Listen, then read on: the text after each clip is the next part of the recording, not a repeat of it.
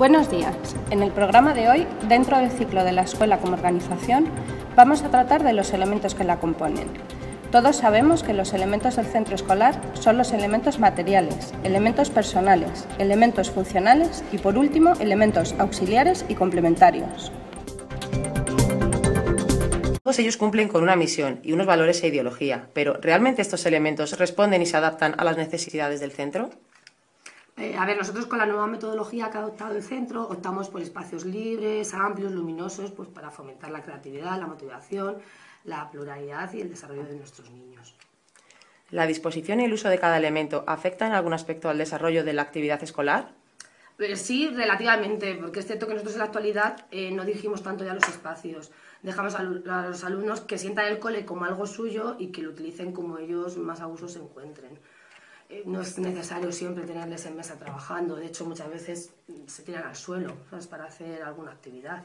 Hay el trabajo que va más dirigido, pero no siempre es todo trabajo en mesa. Luego, respecto al iPad, consideramos la verdad que es un recurso súper útil dentro del aula, porque los contenidos los experimentan directamente y se enriquecen pues, con un formato más divertido y atractivo para ellos. Dentro de los elementos personales no es lo mismo agrupar a los alumnos de una manera u otra. Tenemos por un lado la organización vertical, que los agrupa por niveles educativos, infantil, primaria, secundaria, es decir, se gradúa la enseñanza, la escolaridad y los alumnos. Así nos encontramos con enseñanza graduada, donde los alumnos se agrupan por cursos escolares, enseñanza semigraduada, que va por ciclos, y por último con la enseñanza no graduada, que se basa en el ritmo de aprendizaje y en las necesidades de los alumnos. Y por otro lado tenemos la llamada organización horizontal, que los agrupa en base a una serie de criterios que se centran en el alumno, en el programa, en la cualificación del profesor o en una unión de todos ellos.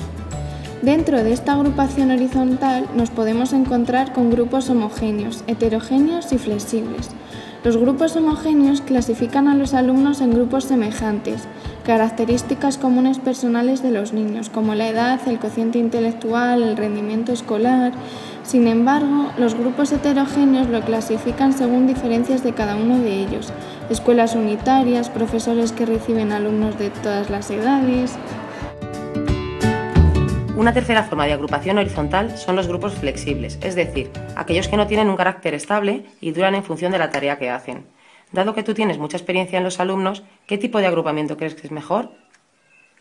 Nosotros al trabajar por proyectos lo que hacemos es trabajo cooperativo. Entonces los niños trabajan mucho en grupo, hay actividad individual, pero sobre todo trabajan en grupo.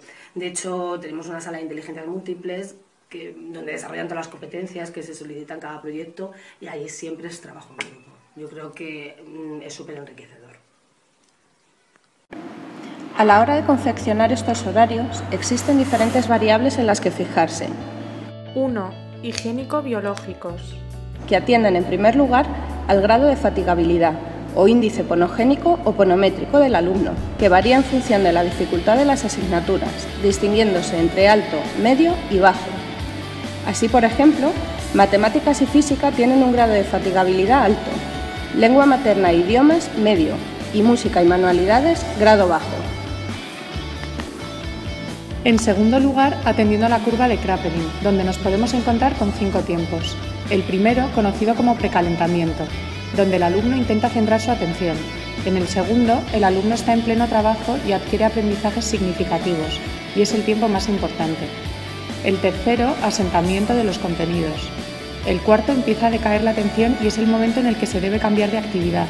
Y por último, un tiempo que suele ser después de comer, en el que el alumno sí tiene capacidad de atención, pero mucho menos que por la mañana. 2. Pedagógicos. Criterios flexibles con el fin de facilitar los agrupamientos entre clases y el trabajo del profesor. 3. Socioculturales, en los que se atiende a las necesidades sociales, las costumbres y el contexto. 4. Operativas, organizados en función de los horarios de los docentes, tiempo de transporte, etc. Marta, ¿cuál crees que es el criterio mejor o los criterios mejores a tener en cuenta a la hora de elaborar un horario?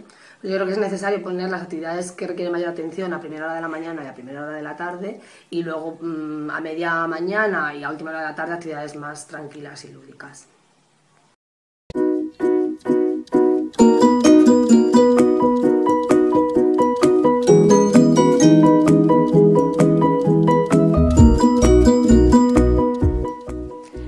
Estamos terminando el programa de hoy, pero dada la actual demanda de las actividades extraescolares complementarias y los servicios complementarios, nos gustaría saber qué son exactamente cada uno de ellos y qué opinas sobre ellos. A ver, las actividades complementarias son aquellas que se realizan dentro del horario lectivo para complementar la actividad habitual del aula.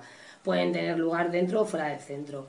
Son incluidas en la programación general del aula, que se elabora al inicio del curso, y son aprobadas por el Consejo Escolar del centro. Para que el alumnado pueda participar en ellas, cuando éstas tienen lugar fuera del centro, es prescriptiva una autorización firmada por los padres o tutores. Luego, las extraescolares están encaminadas a potenciar la apertura del centro a su entorno y a procurar la formación integral del alumnado.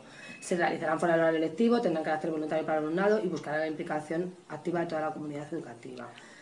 Y los servicios complementarios son los que ofrece el centro, como por ejemplo el servicio del comedor.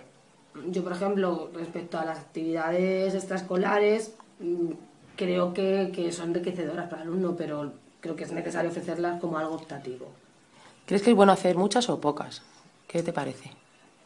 Yo creo que, a ver, que con que tengan una actividad extraescolar o dos como mucho a la semana, también un poco depende del niño. Hay niños que, bueno, que están más receptivos, pero bueno, yo creo que tampoco es necesario saturarlos. saturarlos. Vale, pues muchísimas gracias, Marta. Nosotros.